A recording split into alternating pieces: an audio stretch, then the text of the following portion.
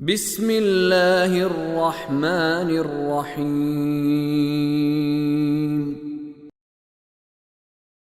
وَإِذَا فَعَلُوا فَاحِشَةً قَالُوا وَجَدْنَا عَلَيْهَا آبَاءَنَا وَاللَّهُ أَمَرَنَا بِهَا قُلْ إِنَّ اللَّهَ لَا يَأْمُرُ بِالْفَحْشَاءِ أَتَقُولُونَ عَلَى اللَّهِ مَا لَا تَعْلَمُونَ۔ آیت نمبر 28۔ وَإِذَا فَعَلُوا فَاحِشَةً، اور جب یہ لوگ کسی بے حیائی کا ارتکاب کرتے ہیں، کوئی بے حیائی والا کام کرتے ہیں۔ اب یقین کے بارے میں کہا جا رہا ہے، مکہ کے لوگوں کے بارے میں انہوں نے کئی کام ایسے کیے ہوئے تھے، کئی رسمیں ایسی بنا لی تھی جس میں بے حیائی تھی، اور ان میں سے ایک رسم تھی ننگے ہو کے طواف کرنے کی۔ خانہ کعبہ کے جو پاکیزہ ترین جگہ ہے وہاں پہ یہ لباس اتار کر، اب اس کے ریزن مختلف بتائے گئے ہیں۔ ایک تو یہ تھا کہ انہوں نے کچھ لوگوں نے پیسے کمانے کے لیے اپنے پاس سے گھڑ کے ایک حکم بنا لیا تھا کہ جو کعبے کا طواف ہے وہ خاص کپڑوں میں ہوتا ہے، ہر کوئی جو کپڑے پہن کے آ جائے اس میں طواف نہیں ہو سکتا، ایک خاص یونیفارم میں ہوتا ہے۔ وہ پھر یہ ان کچھ لوگوں کے پاس تھا جو وہاں کے چودھری ہوں گے، بڑے ہوں گے، ٹھیک ہے، جیسے کمپنیاں کرتی ہیں کہ اپنے ہمارے ذریعے ہی ہو تو تبھی کام ٹھیک ہے۔ تو پھر وہ اس کو کرائے پر دیتے تھے، جن لوگ ان سے کرائے پر یا بہت مہنگا خریدنا پڑتا تھا، اور جن کے پاس اتنے پیسے نہیں ہوتے تو وہ پھر کرائے پر لے کر اور طواف کرتے تھے، اور جن کے پاس پھر ظاہر ہے اتنا پیسہ نہیں ہوتا تھا دینے کے لیے، ان سے کہتے تھے کہ ننگے طواف کرو۔ اور واقعات میں تاریخ میں ملتا ہے کہ مثلا جوان عورتیں عریاں خانہ کعبہ کا طواف کر رہی ہیں، اور پھر یہ سائیڈوں پہ کھڑے ہو کے اپنے مزے لیتے تھے اور نظارے کرتے تھے، الٹی سیدھی حرکتیں کرتے تھے۔ یہ خانہ کعبہ کو بنا دیا۔ اور آپ کا کیا خیال ہے؟ انہوں نے یہ کہا ہوگا کہ یہ ہم اللہ کے خلاف کر رہے ہیں؟ نہ، اس کو دین سے ہی منسوب کر دیتے تھے، خود گھڑ کے، کیونکہ بہانہ چاہیے ہوتا ہے، کوئی نہ کوئی دلیل ادھر ادھر کی لا کے اس کو فٹ کر کے اس کو اللہ پہ ڈال دیتے ہیں، جیسے ابھی انہی آیات میں آ رہا ہے۔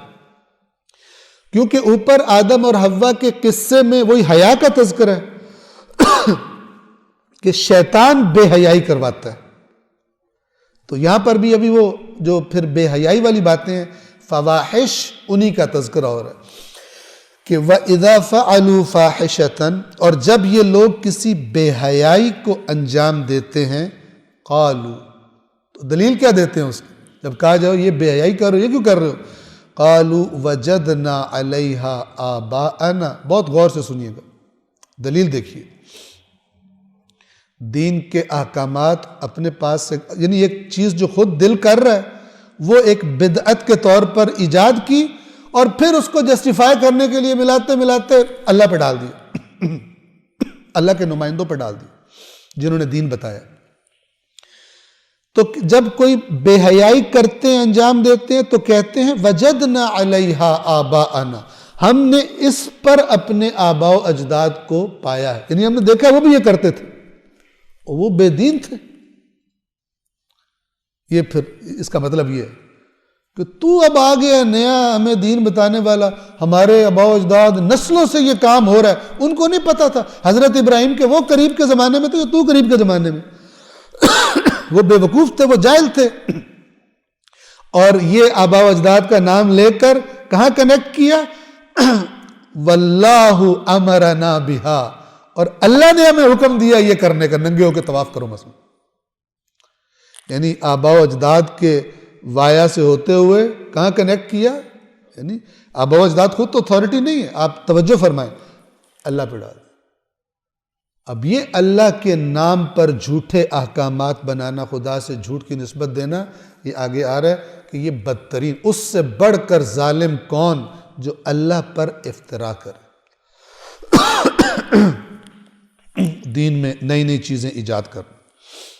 اور یہ یاد رکھیے کہ یہ آیات پڑھتے وقت انسان، اگر ہم مسلمانوں نے اپنی اصلاح کرنی ہے، مختلف مسالک مذاہب سے تعلق رکھنے والے سب سے پہلے انسان اپنے آپ کو دیکھے۔ وہ ایک صاحب ایک درس کے بعد میرے پاس آئے اور کہتے ہیں کہ جو باتیں آپ کرتے ہیں، آپ کا خیال ہے کہ جو سامنے بیٹھے ہوتے ہیں وہ اپنے بارے میں بھی سمجھ رہے ہوتے ہیں، وہ اپنے بارے میں، تو ہم یہ نہیں ہیں، یہ دوسروں کے بارے میں ہو رہی ہیں۔ اور ایک بڑی حد تک وہ صحیح کہہ رہے تھے، کیونکہ ہر بندہ اپنے آپ کو سمجھتا ہے میں تو کیونکہ بالکل ٹھیک ہوں تو یہ ساری دوسروں کی بدتریفیاں ہو رہی. نہ، اگر اصلاح کرنی ہے تو پہلے تھوڑا سا اپنے بارے میں شک کریں. ہو سکتا ہے میں بھی مبتلا ہوں اسی مزاج میں. تب اصلاح ہوتا. اور سب کریں. ہر ایک انسان اپنی زندگی کو، اپنے افکار کو پیش کرے اس پر کہ میں جو کرتا ہوں، فلان کام میں کرتا ہوں، اس کی دلیل کیا، کہاں سے آیا؟ یہی دلیل ہے کہ اِنَّا وَجَدْنَا عَلَيْهَا آبَاءَنَا وَاللَّهُ أَمَرَنَا بِهَا. ہم نے اپنے باپ دادوں کو دیکھا، وہ بڑے بزرگوار تھے، ان کو خوابوں میں یہ آتا تھا، وہ آتا تھا، اور اللہ نے ان کو کہا ہوا تھا. اللہ کے بغیر تو وہ کچھ نہیں کرتے تھے. مشرکین مکہ رسول اللہ کو یہ جواب دیتے تھے. اور جب یہ لوگ کوئی بے حیائی کرتے ہیں تو کہتے ہیں ہم نے باپ دادا کو ایسا کرتے ہوئے پایا. یہ بے حیائی مذہب کے نام پہ کپڑے اتار دینا، محرم نامحرم کے فرق کو ختم کر دینا. عورتیں کھڑی ہوئی ہیں، مرد کپڑے اتار دیں وہاں پر جا کر، ٹھیک ہے، اور کہیں کہ ہم مذہبی رسومات انجام دے رہے ہیں. دین کی دھجیاں اڑائیں اور نام کس کا کر دیں؟ اللہ کا کر دیں. یہ ہم بہت بڑی عبادت کر رہے ہیں. اور پھر دیکھنے والے اس کا مذاق اڑائیں، کہیں یہ دیکھو یہ مذہب ہے، یہ دیکھو یہ ان کی یہ حرکتیں. اور جب کوئی بے حیائی کرتے ہیں تو کہتے ہیں ہم نے باپ دادوں کو ایسا کرتے پایا اور اللہ نے ہمیں ایسا کرنے کا حکم دیا. ہمارے باپ دادے تم سے بہت سمجھدار تھے، ایسے نہیں کرتے تھے. کتنی صدیوں سے ہماری یہ رسم چلتی آ رہی. اب دیکھیے اللہ کیا کہتا ہے، قل، اے رسول ان سے کہیے، ان اللہ لا یأمر بالفحشاء، اللہ بے حیائی کا حکم نہیں دیتا. بے حیائیاں کرنے کا اللہ حکم نہیں دیتا. جو کام حیا سے دور ہے خدا اس کا حکم نہیں دیتا. تمہارے آباء و اجداد بھی جاہل تھے اور تم بھی جاہل ہو. اپنے پاس سے گھڑ کے دین کے نام پہ نئی چیزیں ایڈ کرتے ہو. اتقولون علی اللہ ما لا تعلمون، کیا تم اللہ پر وہ بات گھڑ رہے ہو جو تمہیں پتہ بھی نہیں ہے؟ یہ دلیل ہے کہ ہمارے بزرگان کرتے تھے تو ہم کر رہے ہیں، ہمارے آباء و اجداد کرتے تھے. وہ بات اللہ پہ گھڑ رہے ہو کہ جس کا تمہیں علم ہی نہیں. علم لے، دلیل لے کر آؤ، بتاؤ کہ کس طریقے سے اللہ کی طرف سے یہ حکم تم تک پہنچا ہے. رسول اللہ نے تمہیں بتایا، کس نے بتایا تم؟ یہ ہے بزرگان کی اندھی تقلید.